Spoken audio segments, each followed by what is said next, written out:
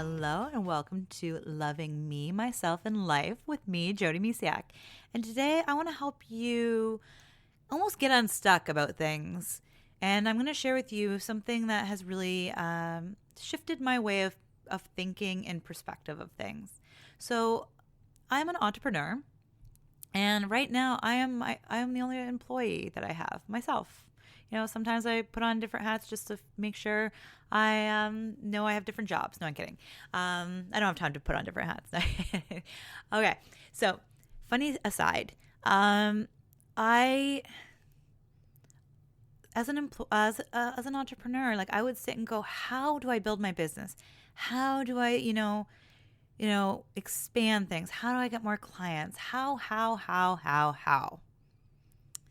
And so that happens in my business life, and then I also think about it in my personal life, like how am I going to do this, or how am I going to lose weight?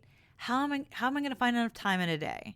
How am I going to move? Like how are we going to move? How are we going to pack up a whole house? How do we cross country? How do we pick up and do all those things? So, you want to know a little secret? I threw the how out the door. I focus on the why.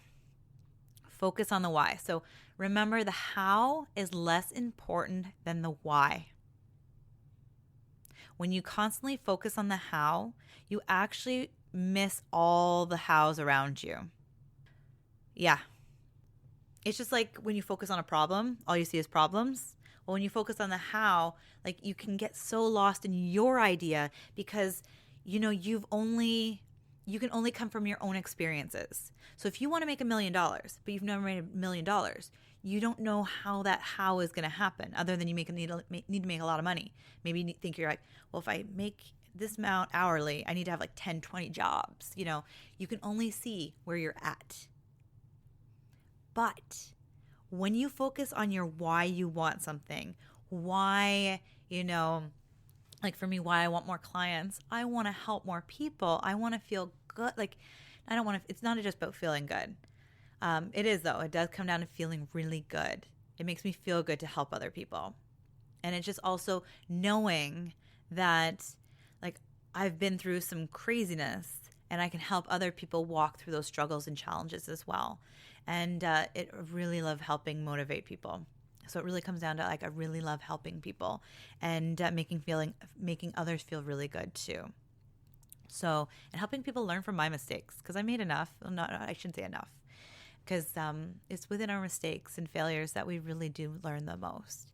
So I want to share that with other people and things like that. And the why for moving is like, so if I focus on like how all the time, then fear can actually creep in too.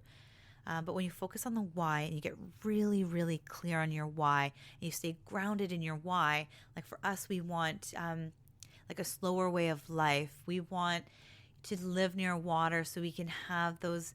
We really just, I just get so much more energized near water. I remember every time like we were even on holidays last summer.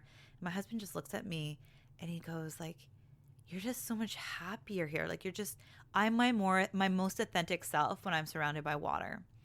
And actually, we as a family worked really well around water. So knowing how great we feel around water.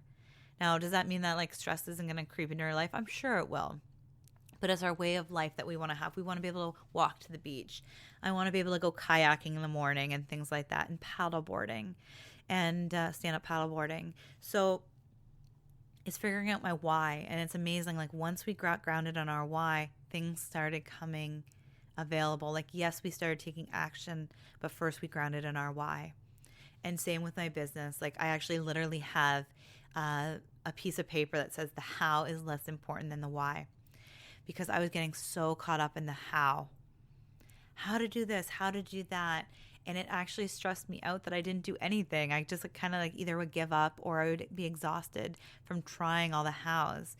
But when you get clear in the why something is so important to you or why it would matter so much to have it happen, that is when you can finally find space and allow for things to come your way. That still like doesn't mean you don't take action. You take action from a place of love instead of fear. So it's really incredible when I started focusing on the why instead of the how. Incredible things happened, and it really is incredible when we focus on that. So it can be for anything in life too. It could be like, how do I go back to school, or how do I change jobs, or how do I start a family? How do I find a husband? How do I relieve stress, or how do I boost my confidence? And just how, right?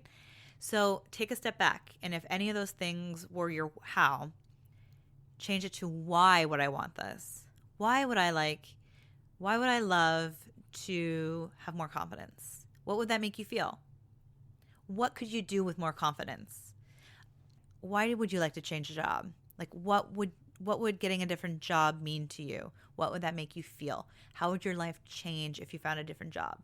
Would it mean that you could work from home, and that maybe you can work around your children's schedule so you can spend more time with them? Or,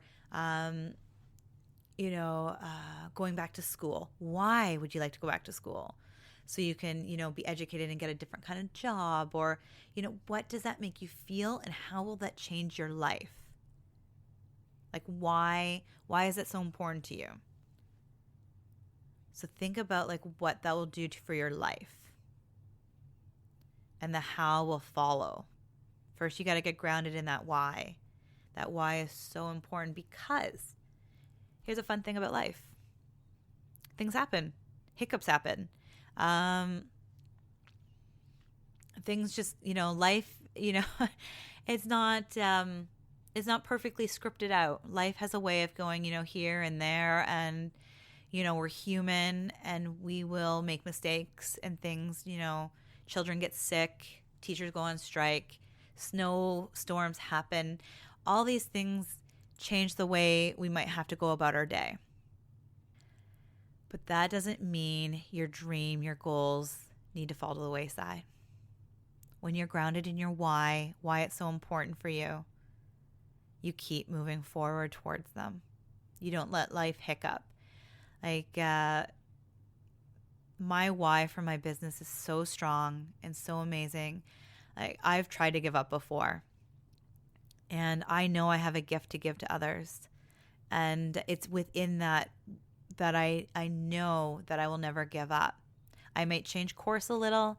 I might have to step away from social media a little bit, and I might like try something and it doesn't work, and then I go back to the drawing board and try again. However, I will never give up, because I know that I'm here to do this, and I love helping other people. And that doesn't mean like something comes up and, my daughter's home 3 days because the teachers are on strike, things like that. It makes me realize like, okay, I need to prioritize things. Like, yes, my daughter needs to be taken care of, but it's like maybe I work in the evenings or on weekends and just different things like that. And it really, when it comes from a place of love, like when you love your why, when you're like, yes, you feel really good about your why, you're coming from a place of love instead of fear. And then your how becomes a place of love instead of fear.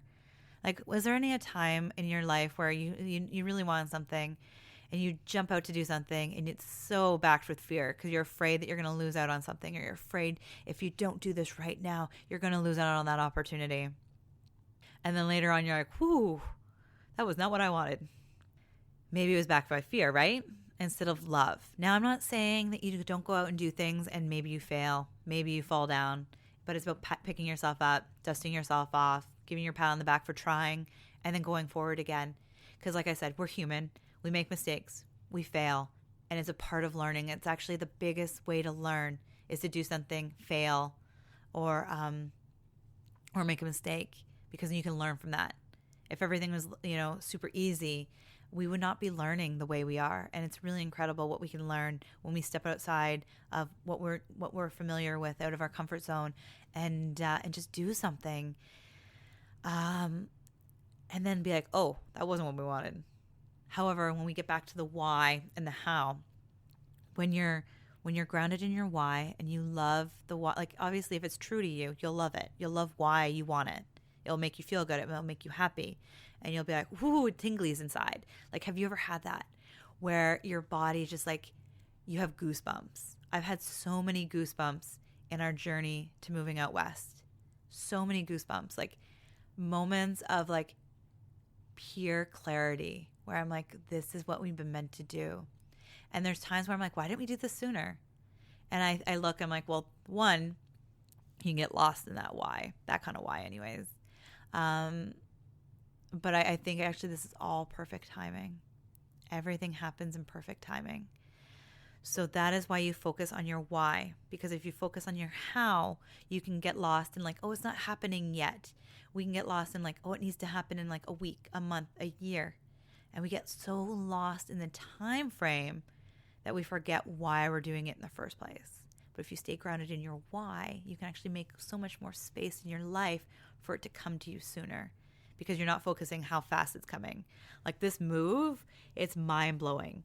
Like around at the beginning of December 2019, it was just a dream. This move was just a dream.